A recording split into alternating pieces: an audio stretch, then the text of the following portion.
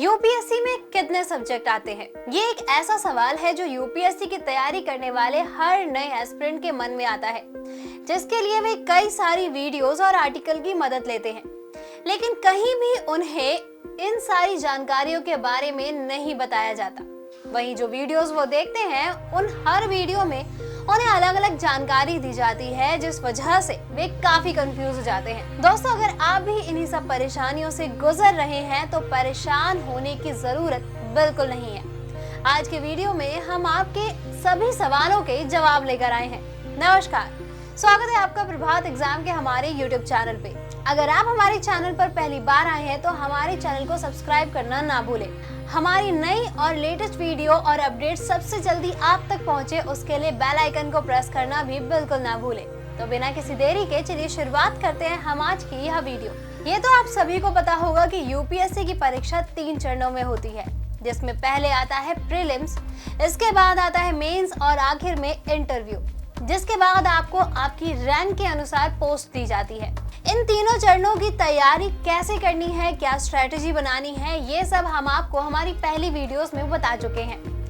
तैयारी तो आप सब कर ही लेंगे, लेकिन अब सवाल ये आता है कि आखिर किन सब्जेक्ट्स को पढ़ें। सबसे पहले आपको बता दें कि यूपीएससी के सब्जेक्ट्स को 2 भागों में बांटा गया है, जिसमें पहले आता है अनिवार्य विषय यानी कंपल्सरी सब्जेक्ट्स और दूसरा होता है वैकल्पिक विषय यानी ऑप्शनल सब्जेक्ट। ऑप्शनल सब्जेक्ट को आप खुद चुन सकते हैं, जिसमें कुल 48 सब्जेक्ट होते हैं, जिसमें से आप किसी भी सब्जेक्ट को अपनी इच्छा अनुसार चुन सकते हैं। वही बात करें अनिवार्य विषय यानी कंपल्सरी सब्जेक्ट की, तो इसमें आता है सामान्य विज्ञान, इतिहास, भूगोल, टेक्नोलॉजी, अर्थशास्त्र, समाजशास्त्र, राजनीतिक शास्त्र और रीजनिंग। अब सवाल आता है कि आखिर इन सब्जेक्ट से पूछा क्या जाता है। तो आपको बता दें, इतिहास विषय में आपसे भारतीय प्राचीन कला इतिहास, मध्यकालीन इतिहास और आधुनिक भारत के बारे में पूछा जाता है। इसके अलावा इसमें भारत की पहली सभ्यता और भारत में कौन कौन से राजा ने राज किया है और किस काल में भारत का विकास ज्यादा हुआ, इस तरह के सवाल पूछे जाते हैं। अब बारी आती है दूसरे सब्जेक्ट की, जो है भूगोल। इसमें आपसे भारतीय भूगोल और विश्व भूगोल के बारे में पूछा जाता है। आपको बता दें, भूगोल यूपीएससी परीक्षा के सबसे अहम विषयों में से एक है। इसमें आपको भारत की भौगोलिक संरचना और भारत के भूगोल से जुड़े प्रश्न पूछे जाते हैं। इसके अलावा आपसे इसमें भारत की नदियों के बारे में भी पूछा जाता है। कौन सी नदी किस किस राज्य से होकर गुजरती है, कुछ इस तरह के क्वेश्चन आपसे पूछे जाएंगे। भारत के वर्षा वनों के बारे में भी प्रश्न पूछे जाते हैं। इसके अलावा इसमें विश्व भूगोल में से भी आपसे कई प्रश्न पूछे जाएंगे, जिसमें विश्व का मौसम, विश्व के वर्षा वन जैसे कई तरह के टॉपिक्स जुड़े होंगे। एक आईएएस अधिकारी को प्रशासनिक सेवा, भारतीय संविधान और सामाजिक न्याय में बहुत काम करने होते हैं, जिस वजह से उन्हें इस बारे में जानकारी भी होनी चाहिए। इसलिए इस परीक्षा में आपसे भारतीय राजनीति, भारतीय संविधान, सामाजिक न्याय, अंतर्राष्ट्रीय कानून और अंतर्राष्ट्रीय संबंध जैसे टॉपिक्स भी पूछे जाते हैं। इसमें आपको भारत के विदेशी और अंतर्राष्ट्रीय मामलों की पढ़ाई करनी होती है। इस सब्जेक्ट में हमारे देश के संविधान और कानून की पढ़ाई करनी होती है, ताकि आपको हमारे देश के संविधान और कानून की अच्छी जानकारी हो सके और आप अपने प्रशासनिक सेवा में इन नियमों का पालन अच्छे से कर सके।